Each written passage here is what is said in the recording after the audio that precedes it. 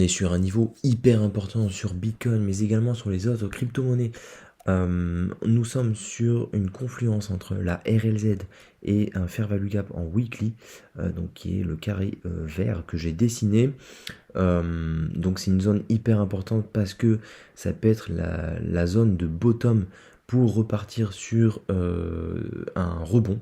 Alors un rebond qui peut être éphémère, mais ça peut être aussi un rebond qui peut repartir sur un ATH.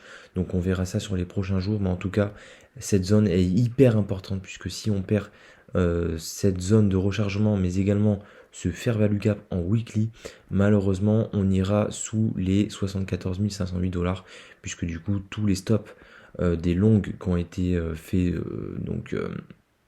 depuis avril 2025 vont être liquidés. Le marché se déplace en liquidité, donc malheureusement si on perd ce fair value gap en weekly, on ira très probablement du coup sous 74 500 $. Puisque du coup en plus on n'a pas comblé à 100% le fair value gap en weekly sur avril 2025, donc éventuellement peut-être le combler et voir comment va réagir le prix. Mais en tout cas on est sur une zone hyper importante.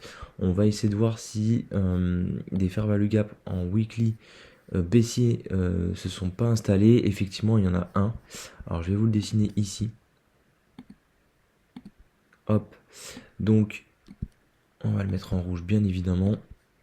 Donc il y a un fair value gap weekly en baissier entre 99 000 $ et 96 310 $.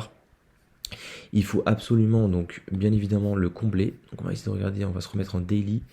Donc ok, c'est dans cette zone là, effectivement il y a eu beaucoup de volume puisque du coup j'ai une bougie vectorielle baissière. Donc le prix peut éventuellement, d'ailleurs j'ai très bien dessiné la flèche, c'est parfait. Le prix peut rebondir sur cette zone là et faut faire attention puisque on peut rejeter et malheureusement aller chercher plus bas et donc aller chercher malheureusement la zone de liquidité à 74 000 $. Ça peut être une hypothèse, mais pour le moment on peut pas le savoir à l'avance. Donc on va voir comment va réagir le prix. Si par exemple du coup ça réagit très bien dans ce fair value gap weekly, on peut donc consolider et éventuellement on va faire une consolidation et repartir à la hausse pour justement consolider également sur le fair value gap en daily. Voilà, après dans tous les cas le prix le prix n'ira pas en flèche tout droite pour aller chercher donc un nouvel ATH. Ça va se faire de façon crescendo si on s'installe effectivement dans ce fair value gap en weekly. C'est hyper important. On peut très certainement rejeter dans cette zone là, donc on verra bien ce que fera donc le prix du Bitcoin.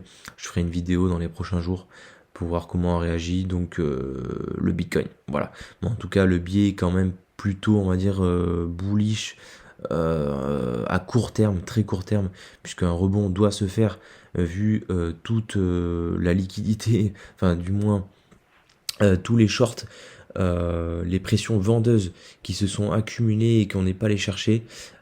Donc très certainement je pense que le prix du Bitcoin va rebondir dans les prochains jours, donc la semaine prochaine, donc à partir de lundi, et donc peut-être éventuellement chercher ce déséquilibre en weekly.